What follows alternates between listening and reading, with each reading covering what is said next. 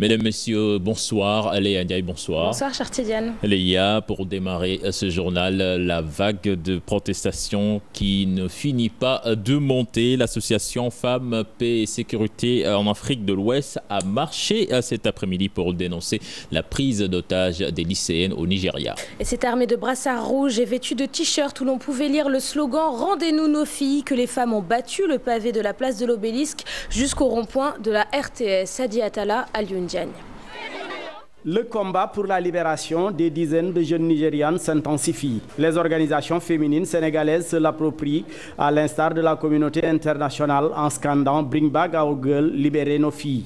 Ces enfants, plus de 200 enfants, pouvez-vous imaginer la souffrance, le chagrin des parents?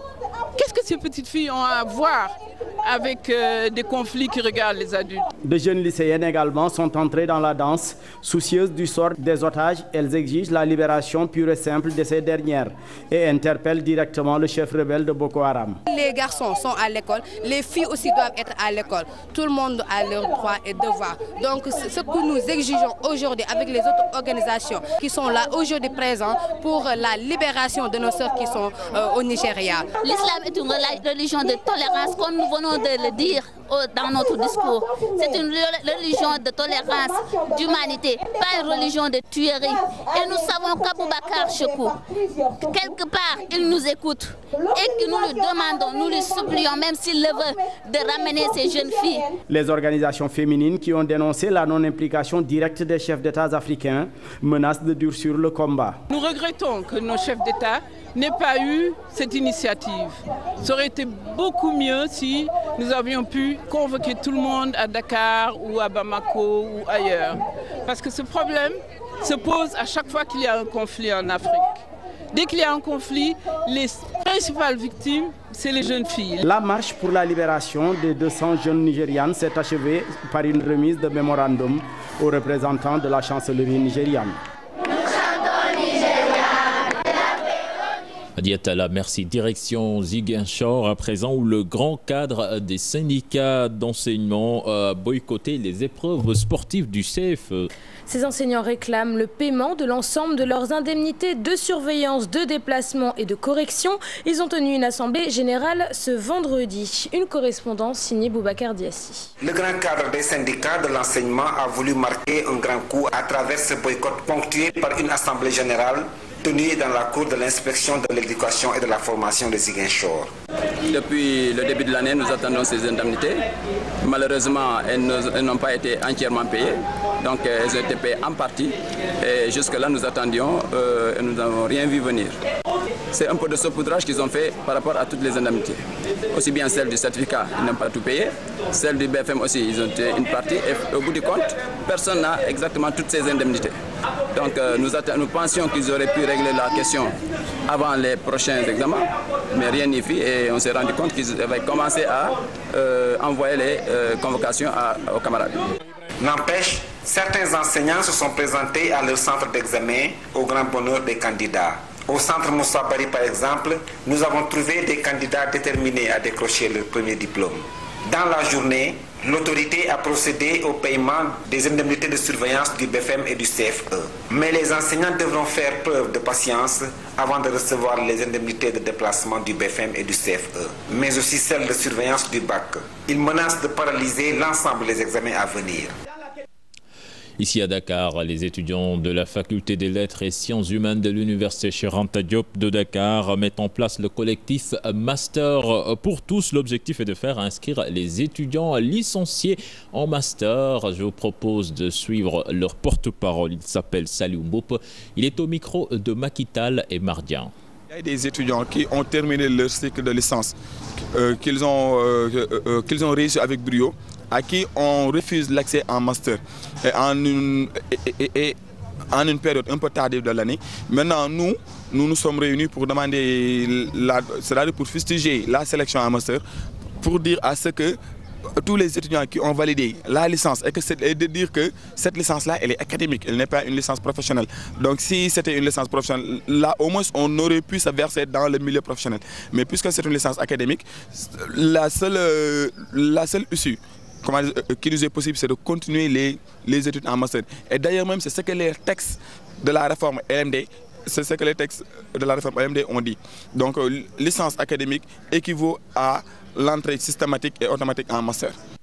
Je vous le disais tout à l'heure en sommaire, retour de parquet pour Momar Ndiaye et ses 2 ex-collaborateurs. Ils sont poursuivis pour 5 chefs d'accusation, dont les délits d'abus de biens sociaux et association de malfaiteurs. Léa. Tout à fait, cher Tidiane. Les prévenus sont rattrapés par leur gestion des fonds issus de la vente du terrain appartenant au club. Une somme de 1,7 milliard de francs CFA. Chérif Dia, Tierno Laurent Mendy. L'affaire de la Jeanne d'Arc de Dakar atterrit finalement au tribunal avec l'arrestation de 3 anciens dirigeants du club, dont l'ex-président Momar Ndiaye. La Jeanne d'Arc avait bénéficié des autorités d'un terrain si à Sotrac-Marmoz, d'une contenance superficielle de plus de 20 000 m², faisant l'objet du titre foncier 436 GRD. Malheureusement, ceux qui ont été mandatés à cet effet, c'est-à-dire Momar Ndiaye et autres, ont eu à céder le terrain à Benja Essa, représenté par Amadou Issa Khan, au prix de 1,750 milliard. La transaction a lieu devant l'office notarial de notaire de la place. Et par voie de conséquence, l'argent reçu de la transaction, perçu de la transaction, devait être remis entre les mains de la Jeanne d'Arc, ce qui n'a pas été malheureusement le cas. Maître Hassimou Touré vise 5 chefs d'accusation contre Momar Ndiaye et compagnie. Nous avions porté plainte pour abus de confiance, pour escroquerie, pour association de malfaiteurs, pour faux et usage de faux, pour abus de biens sociaux, qui sont des délits sévèrement réprimés par le code pénal. Vous voyez aujourd'hui, la Jeanne d'Arc est au creux de la vague. Il est en 3e division. Dans la catégorie de ce qu'on appelle national. On peine à payer nos jours. Toutefois, la partie civile se dit ouverte à une médiation pénale. Nous ne sommes pas opposés au principe d'un règlement négocié de l'affaire. Parce que ce qui nous intéresse, nous, ce n'est pas l'emprisonnement de Momar Ndiaye. Ce n'est pas de doter à Momar Ndiaye ce qu'il y a de plus cher, c'est-à-dire la liberté d'aller et de venir. Ce qui nous intéresse, nous, c'est que, qu'on nous dise la destination des sommes issus de la transaction immobilière, et 2, qu'on répare le préjudice, l'immense préjudice, aussi bien matériel que moral, causé à la Jeanne d'Arc de Dakar. La GIA, une vieille dame qui a presque tout perdu, ses performances sportives, mais aussi et surtout son riche patrimoine foncier. Quant à Momar Ndiaye et compagnie, ils devraient être fixés sur leur sort ce vendredi. Et pour rappel, donc, Momar Ndiaye et ses 2 ex-collaborateurs ont eu un retour de parquet. Le footballeur El Hadji Diouf et le chanteur Akon travaillent main dans la main dans le but d'encourager le gouvernement sénégalais dans sa politique d'accroître la production de riz local afin d'atteindre l'autosuffisance alimentaire. C'est pour cela qu'une réunion s'est tenue ce matin au building administratif, occasion saisie par le ministre de l'Agriculture pour réitérer sa détermination à faire du Sénégal un pays autosuffisant en riz à l'horizon 2017. Compte rendu signé Aliou Khan et Mardia. L'international sénégalais El Hadji Diouf explique les raisons de son engagement aux côtés du gouvernement du Sénégal dans sa politique d'autosuffisance en riz local. Ce qui nous tient à cœur, que ce soit ma personne à l'une ou messieurs les ministres qui sont là, c'est surtout de dire aux Sénégalais on doit croire en nous. Si on va atteindre l'autosuffisance en riz, on doit croire en nous. Parce que on peut tout faire dans la vie, mais si on ne croit pas en soi-même, ce ne sert à rien. Les ministres de la Femme et de l'Agriculture, venus magnifier cette initiative, ont manifesté leur engagement dans la recherche d'autosuffisance en riz local. El Hadji Diouf a pris cette initiative avec d'autres stars sénégalaises, comme Akon, Pape Diouf, pour aider le gouvernement à atteindre l'autosuffisance en riz. Nous allons l'accompagner. Et lui, que Dieu fasse qu'on puisse se retrouver un jour dans cette salle en 2017 pour dire il n'y a plus de riz importé au port de Dakar, le Sénégal nourrit le Sénégal. Et c'est cela notre ambition, et prions pour qu'il en soit ainsi. Une production d'1 600 000 de tonnes de riz, estimée à 32 milliards de francs CFA. C'est l'objectif que s'est fixé le gouvernement du Sénégal d'ici à 2017. Un comité national d'habitat 3 installé ce vendredi par le ministre de l'Urbanisme et de l'Habitat. Objectif, préparer un rapport national sur le Sénégal afin que le pays soit à même de participer à la conférence internationale sur l'habitat prévue en 2016. Nous écoutons à ce propos Khoudia Mbaye, ministre de l'Urbanisme et de l'Habitat, au micro de Fatima Taba.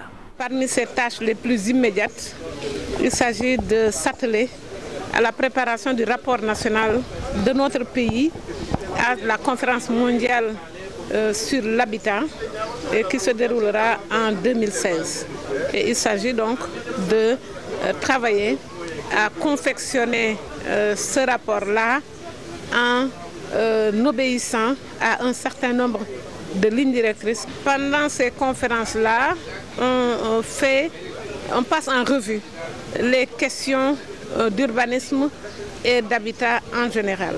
Ce qui s'est passé d'important sur ces questions-là, c'est qu'il est question qu'on remette ces questions-là au cœur du développement économique. Suite à la déclaration de la compagnie sucrière sénégalaise, selon laquelle l'autorisation d'importation de sucre dont aurait bénéficié l'UNACOIS aurait causé à la compagnie une mévente de 50 000 tonnes de sucre. Les commerçants ont réagi. Le secrétaire général de l'UNACOIS réfute ces déclarations et prône une libéralisation du marché. Ibrahim Allo, que nous écoutons au micro de Makital. Nous avons convoqué la presse pour éclairer sur les déclarations que la compagnie sucrière sénégalaise a fait dans un journal de la place, soit disant que ils sont dans leur magasin 55 000 tonnes de sucre invendus. Et en ce moment, le ministère du Commerce a accordé des autorisations d'importation. Donc c'est ça qui pose problème, parce que nous, UNACOIS, depuis le mois d'octobre, nous n'avons pas importé. Notre dernière importation, notre dernière autorisation d'importation porte le mois d'octobre 2013. Donc ça fait bientôt 8 mois que nous n'avons importé aucun kilogramme de sucre destiné à la consommation locale. Nous parlons de toute autre chose avec le directeur général de la comptabilité publique et du Trésor, satisfait des conditions de travail de ses agents à Ziguinchor. Abdoulaye Dia a effectué une tournée dans l'ensemble des régions du pays. Il s'est également prononcé sur l'état du recouvrement des recettes dans la région de Ziguinchor. Nous l'écoutons au micro de Boubacar Diassi. J'ai constaté que les conditions de travail sont quand même acceptables. Et dans l'ensemble, ça se passe bien. En tout cas, je n'ai pas encore été à Kaouchi, comme ça, mais de manière générale, les conditions sont acceptables. Pour améliorer les conditions de travail de mes collaborateurs, je vous l'ai dit tout à l'heure, en tout cas ici à Ziguinchor, à Bignona, les agents ne se plaignent pas. Nous avons vu aussi à Sédhiou quand même qu'il y a aussi à améliorer au-delà de la connexion un certain nombre de conditions liées à la climatisation des bureaux. Et ça aussi, c'est lié au fait que la puissance qui est servie au niveau électrique n'est pas suffisante pour supporter toutes les installations que nous avons. Donc là, il y a un effort à faire et nous ne manquerons pas aussi de mettre l'accent là-dessus. Je ne sais pas si on vous a parlé de difficultés liées au recouvrement. D'après ce qu'on m'a dit aussi, c'est vrai, le recouvrement est toujours difficile, mais je pense que le travail se fait tant bien que mal. Ils arrivent donc à recouvrer ce qui peut l'être dans les conditions économiques qui ne sont pas toujours très favorables. Mais je crois que dans l'ensemble, ça se passe très bien. Et puis, il est désormais possible d'effectuer l'axe Dakar-Ziguinchor tous les jours de la semaine grâce à la compagnie aérienne Transair, cher Tidiane. Oui, Léa, Transair qui a procédé ce jeudi à son vol inaugural avec à son bord nos reporters Dissa Prera et Tierno Laurent Mendy. Faire le trajet Dakar-Ziguinchor ne relève plus d'un parcours du combattant. Pour tous ceux qui le désirent, ils peuvent dans la même journée rallier le sud du pays et revenir sur Dakar sans aucune difficulté, et cela du lundi au dimanche. Pour son vol de lancement, les clients de Transair apprécient le service à sa juste valeur. Oui, le billet est abordable par rapport à les autres. Oui. Il y a beaucoup de sécurité, l'accueil est formidable. Desservir un peu la desserte et permettre aux populations et à ceux qui sont affectés à Ziguinchor de pouvoir voyager tous les jours dans des conditions satisfaisantes. damay profiter ma wax leen bu fekkee mën na nekk ñu am avion Kolda ce serait bien avec la compagnie Transair parce qu'on en souffre beaucoup. Rendre accessible le transport aérien, désenclaver les régions les plus reculées du Sénégal, offrir un service de qualité, le tout couplé à la sûreté et à la sécurité, c'est la politique de la compagnie. Ces premières dessertes programmées ne sont qu'un premier pas dans le cadre du désenclavement total du pays. Et ils permettront de donner la possibilité aux populations de se rapprocher entre eux rapidement et en toute sécurité. Vous savez, Transair est une compagnie fiable, sécurisée pour le transport aérien. Cette liaison aérienne Dakar-Ziguinchor et Ziguinchor-Dakar vient élargir l'offre de transport aérien au niveau national. Après la capitale du Sud, Tamba, Kédougou, Matam, Saint-Louis et Touba sont en perspective. Lisa Prera, merci. Le focus du jour à présent, donc, qui porte sur le vote sanction. Ce vote qui consiste à sanctionner un gouvernement en place n'est pas une nouveauté au Sénégal, Léa. Une arme politique qui remonte aux années 60, en effet, de Senghor, Abdou Diouf à Abdoulaye Wade. Presque tous les régimes ont connu le vote sanction, également appelé vote majoritaire en faveur de l'opposition. Macky Sall risque de ne pas faire exception à la règle, avec de fortes frustrations liées aux élections locales. Fatima Ba, Colossissé. Par définition, vote sanction signifie vote majoritaire en faveur de l'opposition, non par adhésion à son programme ou à ses idées, mais pour sanctionner ou punir le gouvernement en place. Cependant, il existe deux catégories de vote sanction. Il y a le vote sanction général qui concerne un gouvernement, donc qui est sanctionné à l'issue d'une élection, mais on peut avoir également d'autres catégories de vote sanction. Un vote sanction peut concerner, et c'est souvent le cas au Sénégal, une faction dans son propre parti. Le vote sanction, une arme bien connue des Sénégalais, il existe depuis les années 60. Au Sénégal, c'est une réalité très profonde.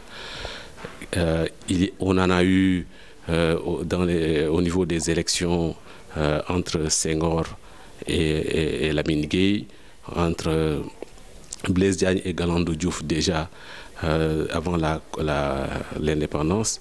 Et depuis l'indépendance, notamment chaque fois qu'il y a eu des élections locales, on a eu ce fait. Un risque de vote sanction plane sur les prochaines locales à cause des forclusions et rejets de listes observés dans le dépôt des listes. Les élections locales ont été organisées un peu dans la précipitation et que dans la confection des listes, des très nombreuses listes, 2772 listes, on a eu beaucoup de frustration.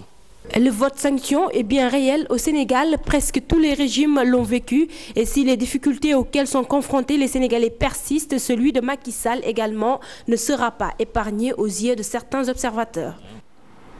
Le vote sanction, une menace souvent utilisée par les Sénégalais à l'encontre des hommes politiques, des menaces qui ne semblent pas inquiéter le PDS. Pour le Parti démocratique, c'est celui au pouvoir qui aurait du souci à se faire, un avis que partage d'ailleurs la coalition Macky 2012. Salimata Aoussek, Alioune Diagne.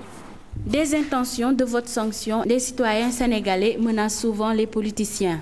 Pour le PDS, la question devrait plutôt être posée au parti au pouvoir. Ces intentions de vote sanction interpellent aujourd'hui la grande coalition qui est composée presque de 100 partis, Benno Bokk Yakaar, où pour la plupart des collectivités locales, il y a le PS qui essaie d'abattre l'APR qui essaie d'abattre l'AFP qui essaie d'abattre le Parti socialiste et vice-versa. Et comme si avait raison, la coalition Macky 2012 indexe Benno Bokk Yakaar. Nous ne sommes pas inquiétés pour une raison simple. Le président Macky Sall est très aimé des populations. Il a été un des présidents les mieux élus du continent africain. Le gros problème, c'est Benno Bokk Yakaar. Ce n'est pas un vote sanction. Benno Bokk Yakaar sera sanctionné partout dans les collectivités pour une raison simple. Cette coalition, elle est inefficace. Elle n'existe qu'au sommet. Elle n'est pas présente dans les communes. C'est une coalition, c'est une grande escroquerie politique. C'est un peu les gens qui entourent le président, ce n'est pas l'équipe qu'il faut au Sénégal aujourd'hui.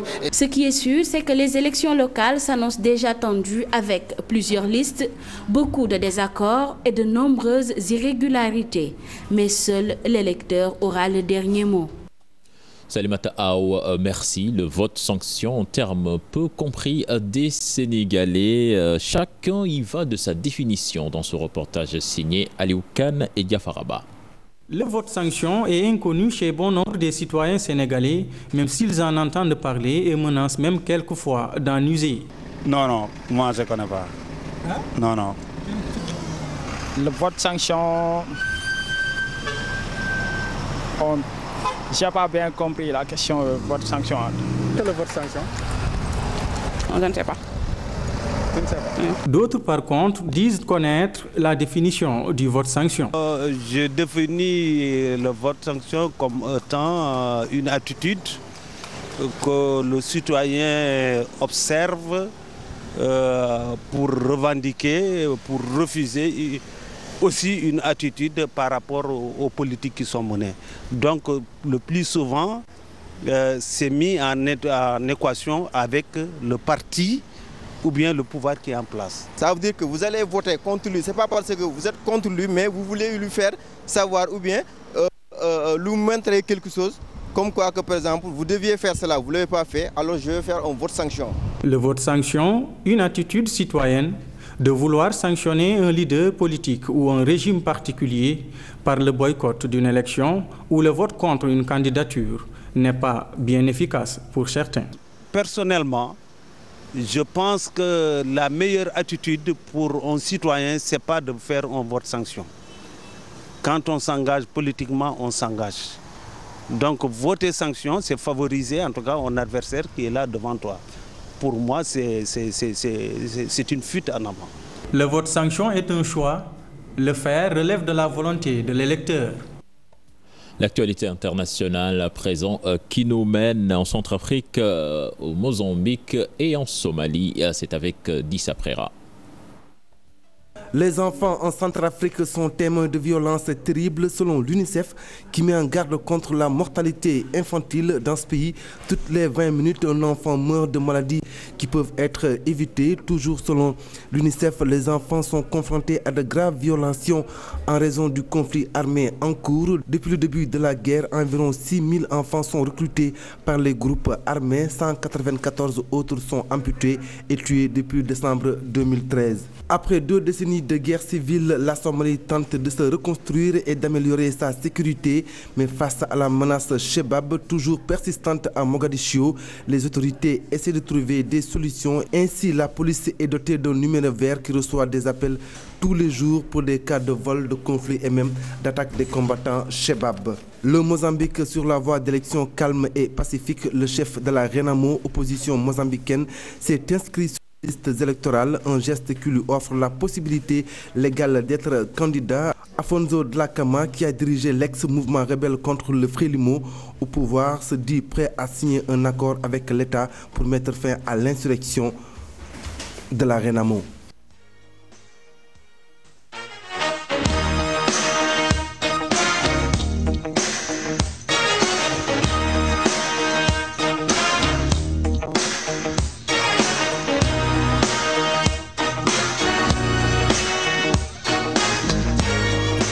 La page des sports que nous démarrons avec les 8e de finale de la Coupe du Sénégal avec le Casa Sport et l'Olympique de Ngor qui décrochent leur ticket pour le second tour donc, de la Coupe du Sénégal après avoir disputé les 120 minutes de jeu donc, face à leurs adversaires respectifs que sont le Giraffe de Dakar et l'US Ouakam. Compte rendu de ces 2 matchs signés à Chertidiane Dione et Younous Diatta. Du début jusqu'à la 40e minute, le match était équilibré entre Ngorwa et Wokamwa. Dès la 43e minute, Mohamed Sen lève la clé du verrou. À la pause, un but à 0 en faveur des protégés de Cheikh Sidat Sarr. Au retour des vestiaires, à la 75e minute, Abdul Karim Sane inscrit le but égalisateur sur penalty, un but partout à la fin du temps réglementaire. Les deux équipes passent à l'épreuve fatidique des tirs au but. Le coach Ngorwa revient sur leur victoire sur leurs voisins de Wakam. Comme cette année, aujourd'hui on jouait la belle comme en basket. Parce que en Coupe de la Ligue, nous étions vainqueurs, mais en championnat, ils nous ont gagné 2-0 à domicile. Donc aujourd'hui, il fallait qu'on se sépare. C'était une match de coupe. On a essayé d'abord, sur le plan mental, d'être costaud, ce qu'on a valu cette victoire. En deuxième heure, Casa Djaraf, une rencontre âprement disputée et qui s'est décantée à l'épreuve des tirs au but. Vous savez, les deux équipes ont la même philosophie de jeu, c'est-à-dire en attaque placée. Le Djaraf joue en attaque placée, le Casa joue en attaque placée. Mais la seule différence, après la médiane, le Casa met la vitesse. Après la médiane, le Djaraf toujours continue à mettre attaque placée. On a dit aux gosses, même après la médiane, nous allons les attaquer, même si nous perdons le ballon, même si le Djaraf nous compte, ils continueront à jouer en attaque placée. Donc faisons des marquages individuels stricts et montons sur le porteur du ballon et annulons les possibilités de passe. On se bat avec eux. Le Casa Sport, au ventre mou du classement, n'a plus de chance pour la course au titre du championnat, mais compte se concentrer sur les coupes.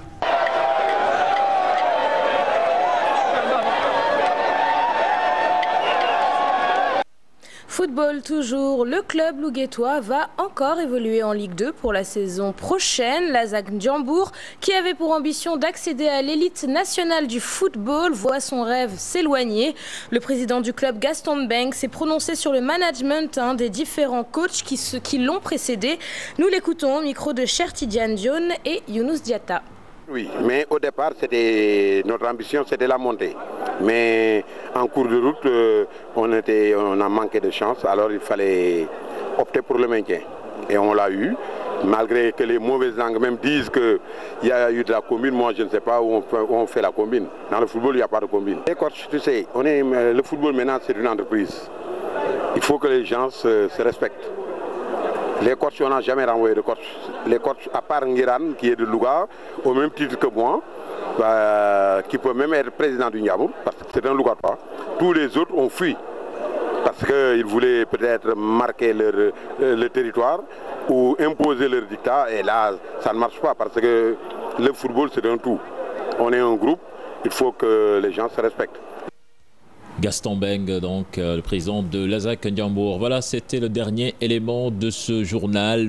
Merci Léa. Merci Chartidiane, bon week-end. Bon week-end à toi également. Donc prochain rendez-vous pour l'information, ce sera à 0h avec Ibrahim Khan. Tout à l'heure, vous avez rendez-vous avec Lamb Academy et après Niagamar. Excellente suite de programmes en compagnie de la Télé Futur Média. Au revoir.